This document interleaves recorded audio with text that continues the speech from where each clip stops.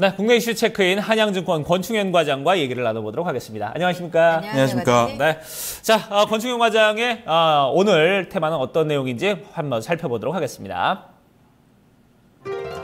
자, 증시 상승 지속에 대한 얘기를 좀 나눠보도록 하겠습니다.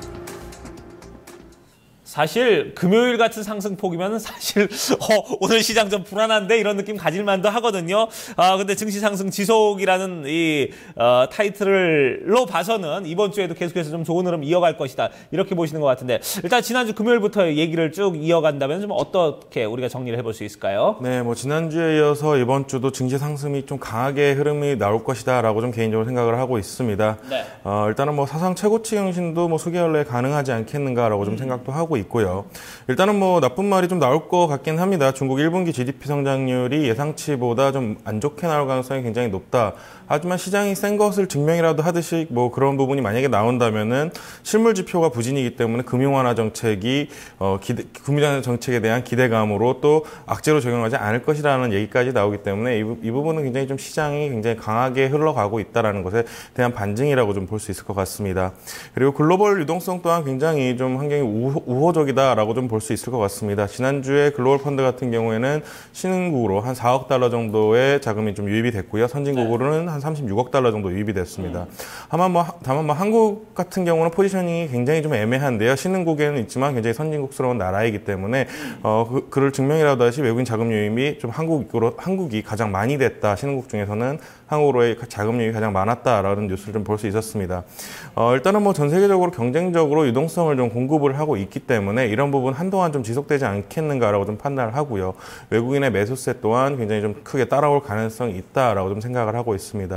또 4월 10일 같은 경우에는 좀 좋은 뉴스도 나왔습니다. 무디스에서 한국 신용 등급을 안정적에서 좀 긍정적으로 굉장히 상향을 하면서 이런 부분 또한 좀 뭐 전 세계 증시 디커플링을 좀 해소할 수 있는 뉴스가 아니었는가 좀 생각을 해서 이번 주 시장 좀 상승이 지속되겠다라고 좀 예상을 하고 있습니다. 네. 처음에 이제 이슈를 가져오셨을 때 상당히 좀 불안한 고점이기도 하잖아요. 네. 머리 스타일을 또 깔끔하게 또 해주셔가지고 뭔가 랠리에 대한 기대감을 좀 실어보지 않을까 이런 생각도 들더라고요. 네. 지금 보면 지금 중국의 1분기 GDP 성장률 얘기를 좀 해주셨었거든요. 이 부분에 대한 우려감도 상당합니다. 여기서 양지수의 랠리가 잘 갈 수 있을지 좀 걱정되는 부분도 많은데 시장 앞으로 좀 어떻게 보시는지 전망 구체적으로 들어볼게요. 네, 일단은 뭐 GDP 성장률에 대한 그 우려감 자체는 일단은 이번 시장의 테마는 유동성입니다. 전 세계 수급들이 굉장히 좀 한국 시장으로 끌어들이면서 이런 부분이 시장이 굉장히 강한 모습. 또 요 근래 같은 경우는 좀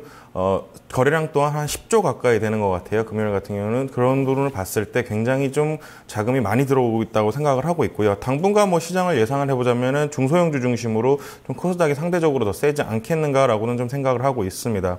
가장 중요한 것은 뭐 실적 허전 업종을 가장 많이 보셔야 될 거예요. 같고요. 단기 테마군 강세가 뭐 지속적으로 갈 것이다. 항상 뭐 4가지 테마 말씀드리는 뭐 저금리, 저유가, 또 바이오, 화장품 거기에 뭐 엔터주 정도 좀 더 해주셔도 될 것 같고요. 그런 부분에서 좀 많이 움직일 것으로 좀 보고 있습니다. 그 중에서 가장 뭐 선호 업종으로는 화장품하고 증권주가 여전히 좀 계속 세게 움직이지 않겠는가 이렇게 좀 생각을 하고 있습니다. 네.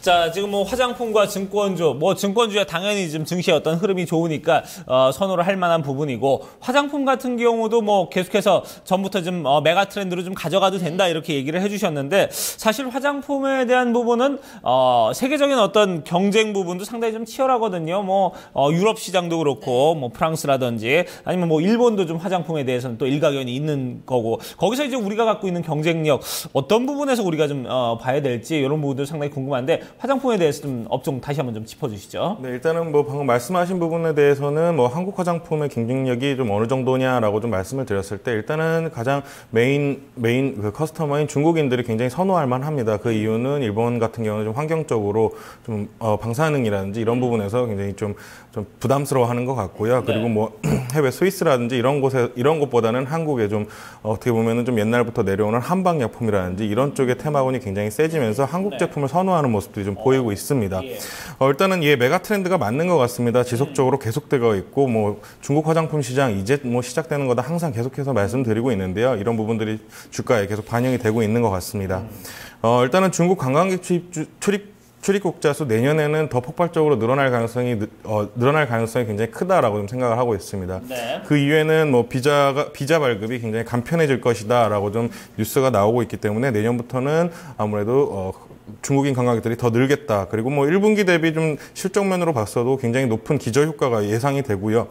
그리고 시장에서는 컨센서스라든지 눈높이가 굉장히 높아져 있는 상황입니다. 근데 그 컨센서스에 부합하든지 아니면 더 높은 상회하는 실적으로 좀 화답을 할 것으로 좀 시장에서는 예상을 하고 있고요. 최선호주로는 좀 LG생활건강을 좀 전부터 항상 말씀을 드렸는데 계속해서 좀 LG생활건강을 좀 말씀을 드리겠습니다. 뭐 1분기 시장 컨센서스가 1,600억 원 선으로 지금 영업이익이 1,600억 정도 나올 것이다 예상을 하고 있는데 뭐 제 개인적인 생각으로는 그것보다는 좀 훨씬 더 나오지 않겠는가라고 좀 생각을 하고 있기 때문에 이런 부분에서 서프라이즈가 날 수도 있다라고 좀 말씀을 드리겠습니다. 네.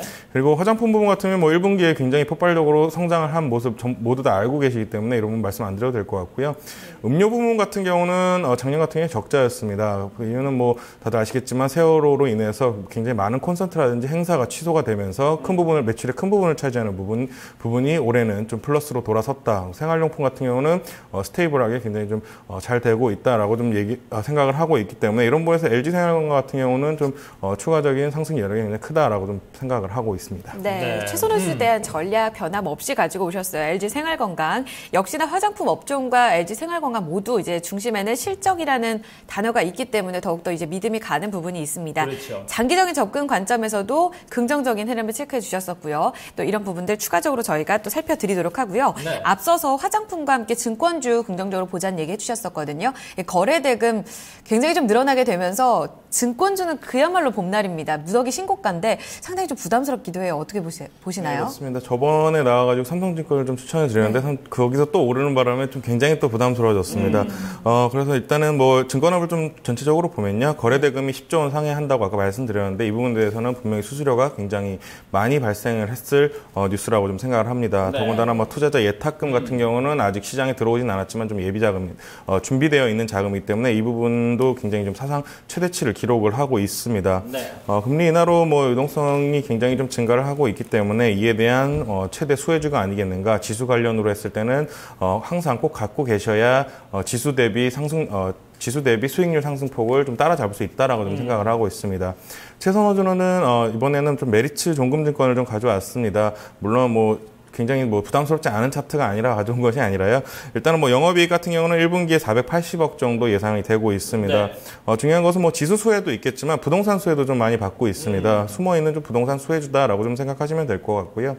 그 이후에는 뭐 작년, 재작년 은행 PF 대출이 거의 안 됐습니다. 은행에서는 부동산을 안 좋게 봤었기 때문에 이런 부분을 굉장히 리스크 있다라고 생각해서 대출이 나가지 않았었는데 메리츠증권 같은 경우에는 종금 쪽이 있기 때문에 종금 쪽에서 공격적으로 좀 PF 자금을 풀었던 한 2, 3년이 됐습니다. 그런 것이 올해 이제 부동산이 굉장히 강하게 턴어라운드 하면서 이런 부분이 영업수익으로 굉장히 크게 들어올 것으로 예상이 됩니다. 그래서 한 단계 좀 점프업하는 이번에 계기가 되지 않겠나 생각해서 메리츠종금증권을 좀 가지고 나왔습니다. 네. 자, 뭐 증권 부분에 지금 최근에 좀 좋은 흐름 뭐 이런 부분뿐만 아니라 부동산부 쪽에 이제 PF 자금 사실 은행 쪽에서 좀 잘 풀지 않았던 그런 자금들을 종금 사업을 이용을 해서 몇 년 전에 이제 풀어놨던 것들이 이제 지금 와서 이제 부동산 시장 화랑이 되면서 효과를 보고 있다. 이런 부분에 대해서도 좀 같이 좀 얘기를 짚어주시면서 메리츠종금증권 흐름을 짚어주셨습니다. 자, 지금 화장품주와 그리고 증권주 이제 두 가지 쪽에 좀 얘기를 나눠봤는데요. 두 가지 모두 다 최근에 좀 계속해서 좀 증권업 같은 경우는 현재 좀 어떤 좀 단기적인 트렌드로 보면 되겠고 화장품주 같은 경우는 좀 장기적으로 메가 트렌드로 봐도 괜찮은 곳이다. 이렇게 얘기를 해주셨으니까요. 이번 주 계속해서 좀 좋은 흐름 기대감 가져보도록 하겠습니다. 네, 오늘 증시에 대한 자세한 이야기 나눠봤습니다. 한양증권 권충현 과장과 이야기 나눴습니다. 감사합니다, 과장님. 네, 고맙습니다.